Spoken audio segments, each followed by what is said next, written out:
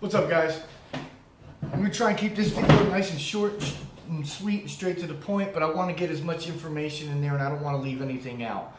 That being said, let's get to the point and let's get started right away. This video is about hydrolyzed whey protein isolates.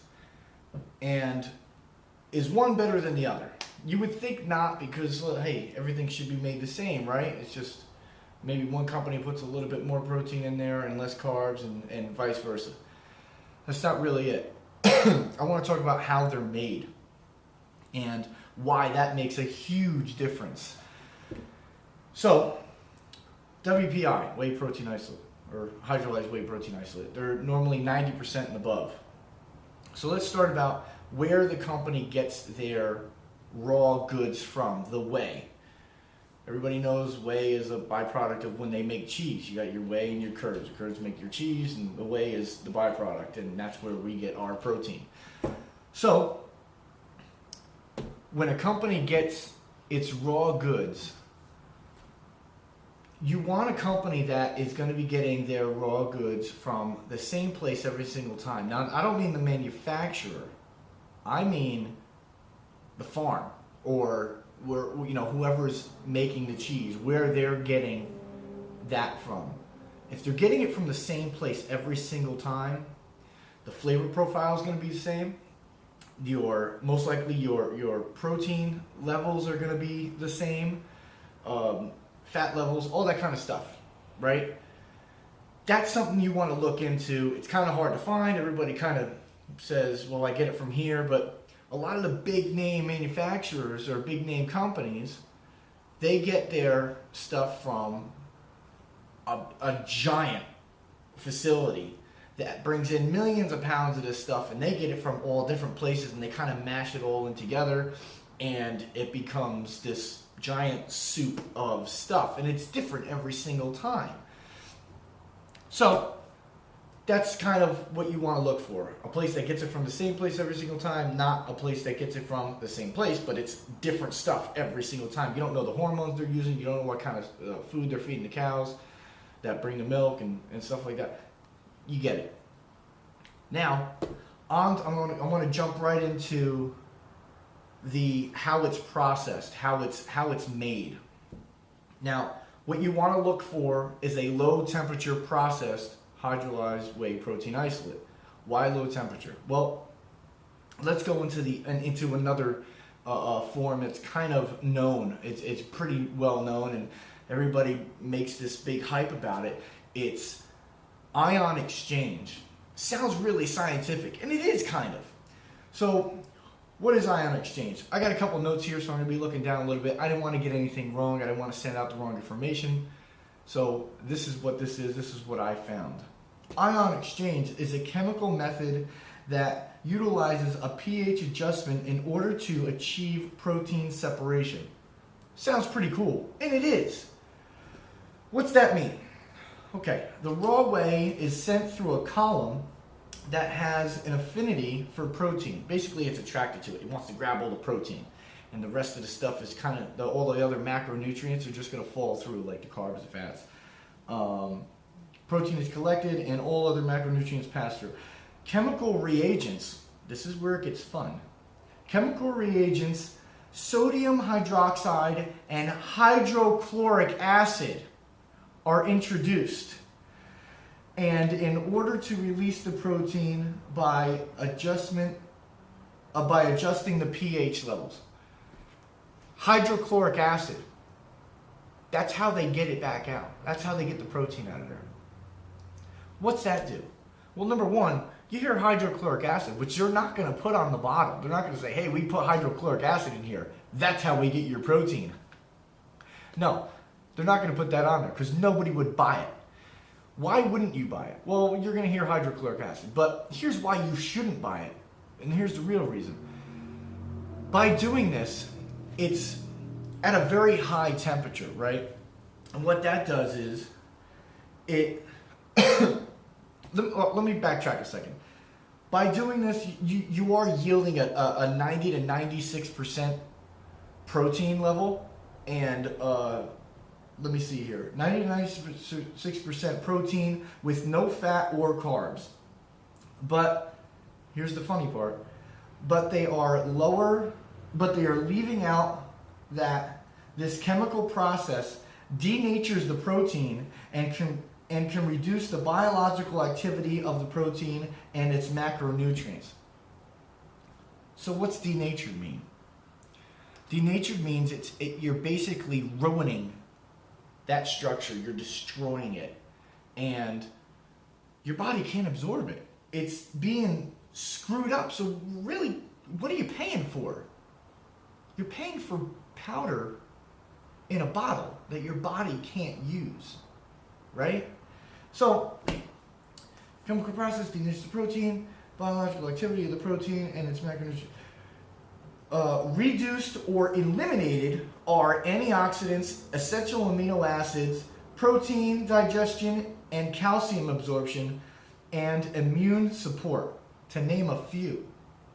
So you're just destroying the whole thing.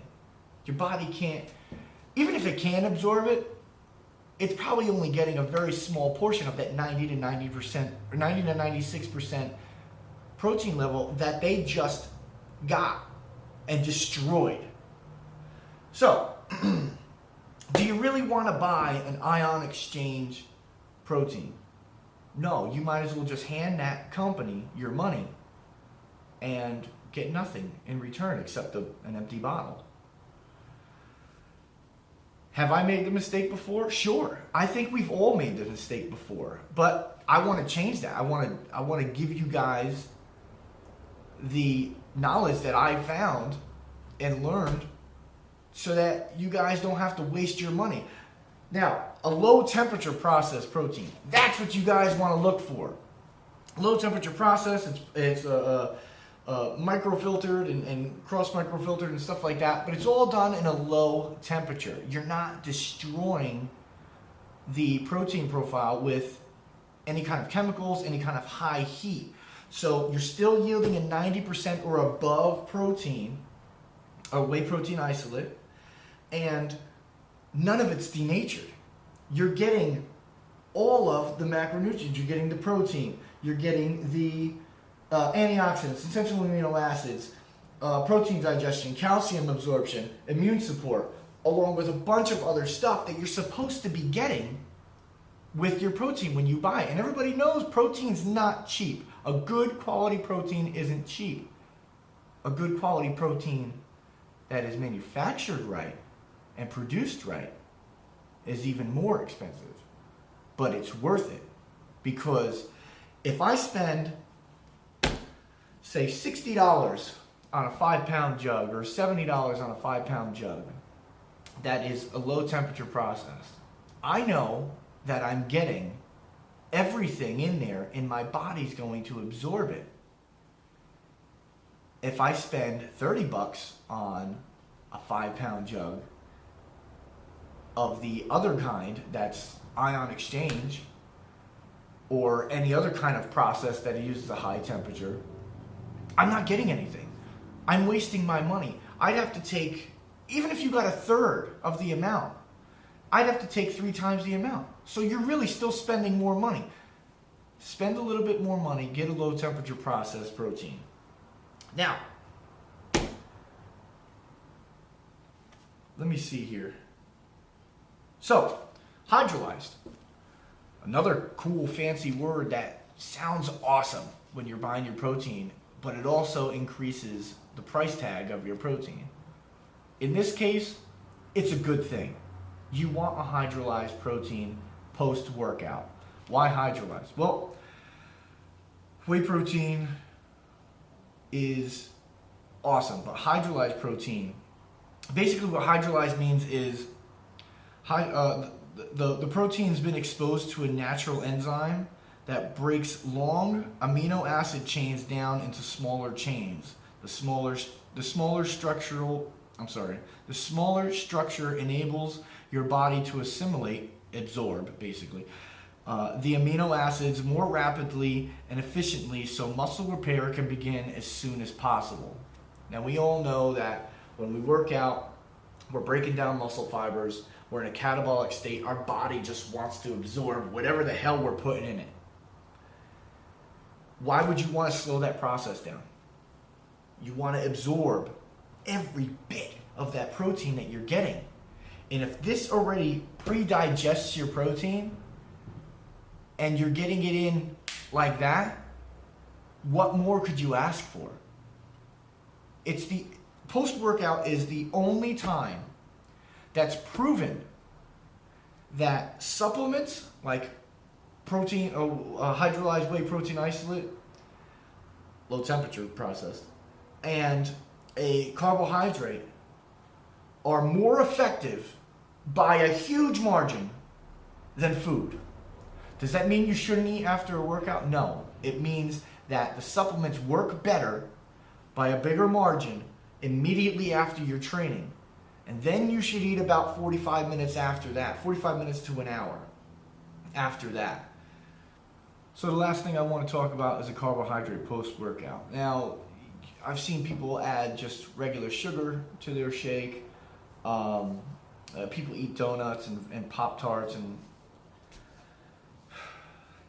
you're on the right track, but it's not optimal.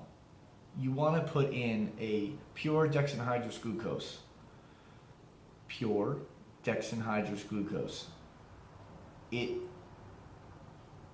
just amazing, this stuff. It's better by far, by a huge margin, than any other kind of simple carbohydrate you could think of. It's absorbed almost instantly. And so the reason why we want to do this post-workout is because our body's depleted of glycogen stores, and our body wants to do nothing but replenish those stores at this moment.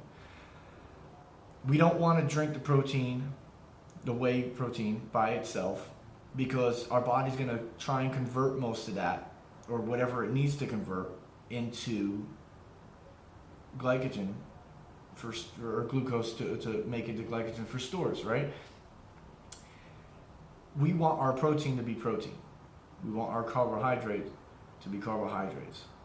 So, by taking the post-workout carbohydrate along with the low temperature processed hydrolyzed whey protein isolate, our body is able to utilize every bit of that protein, and it's able to replenish all of its glycogen stores.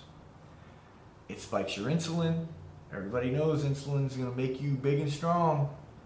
So when you take them separately, you're able to control the amount of carbohydrates you take in. Now, everybody makes carbohydrates bad, but post-workout, you need them. It's plain and simple. I don't care if you're on a low carbohydrate diet. I don't care, whatever. Take them. You need them. You train hard. You're a powerlifter, strongman, weightlifter, baseball player. Whatever. You train hard. You need them. Plain and simple. Trust me. So I'm going to cut it here. I think I pretty much hit just about everything. Top three things: low temperature, low temperature hydrolyzed whey protein isolate, creatine, right? Love creatine. It's just awesome. And pure dexanhydrous glucose. I'm going to put a link in the description of where you can get, the first two. The creatine you can get just about anywhere, but I'll put the link in the description of where you can get that too. If you guys have any questions, I hope this helped everybody. If it didn't, then, I'm sorry you sat through it. But I'm pretty sure everybody's going to get something out of this, or at least learn something. Please don't waste your money anymore. Get in what you need. And if you have any questions on diet or post-workout or supplements or training, comment and I'll make a video or I'll answer them. I've been doing this for 20 years almost, and because of the whole internet and everything like that, a lot of information gets thrown around and a lot of it's not true, and I don't want to be that guy that throws out shit information just to make a penny. It's not worth it to me. Growing up, I needed information, and I had to go ring doorbells. I'm from that last generation where you had to knock on doors, you had to mail people, you had to write letters, call people. It's not like that anymore. Information's right at our fingertips, but the information isn't necessarily right or true. So, again, I hope this helped people. Share it if it helped you. Subscribe, like, do what you want to do. Either way, my name is Jack DiBenedetto, owner of Brick House Fitness and Powerlifting, and go kick some ass.